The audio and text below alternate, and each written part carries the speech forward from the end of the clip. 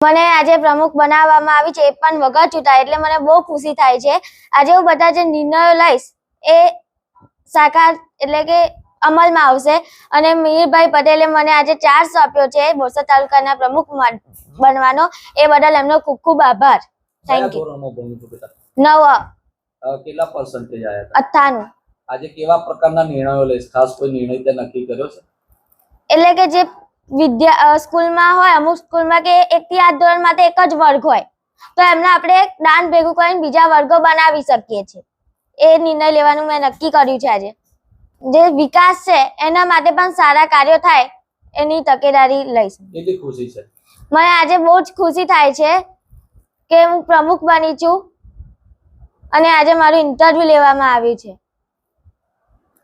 8 March જ્યારે આપણે વિશ્વ મહિલા દિવસ જોઈએ છે એ વખતે મારી સ્કૂલ એચ જે પરીખ હાઈસ્કૂલ તેમાં પણ મહિલાઓ માટે, દીકરીઓ માટે એક કાર્યક્રમ રાખવામાં આવ્યો હતો, જેમાં મને બોલાવવામાં આવ્યો હતો. મારું અધ્યક્ષ સ્થાન હતું. તો બધો કાર્યક્રમ મેં જોયો અને પછી મને એક વિચાર આવ્યો કે આપણે એવું કરી શકીએ કે આજે વુમન્સ ડે છે, તો કોઈ દીકરીને આપણે એવું બનાવી શકીએ કે દેશનો પ્રમુખ બને. તો આ વિચાર મેં પ્રિન્સિપાલ સમક્ષ મૂક્યો. તો પ્રિન્સિપાલ સાહેબે કહ્યું કે આપણે એક ક્રાઇટેરિયા રાખીએ. તો આપણે પહેલાં દીકરીઓ બેઠી તેમને પૂછ્યું કે કોને પ્રમુખ બનવું છે.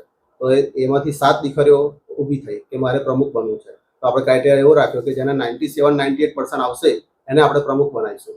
તો આ દીકરી આપણી હેતવી જેનું નામ છે, એ દીકરીના 97% અપ આવ્યા છે. તો એને આપણે એક દિવસનો પ્રમુખ બનાવ્યા છે. જ્યારે રિઝલ્ટ આવ્યું તે વખતે મને જાણ થઈ હતી, પણ આપણે ગ્રામ પંચાયતની ચૂંટણીઓ આવી ગઈ હતી, તો આચારસંહિતા હતી, એટલે અત્યારે આપણે એનું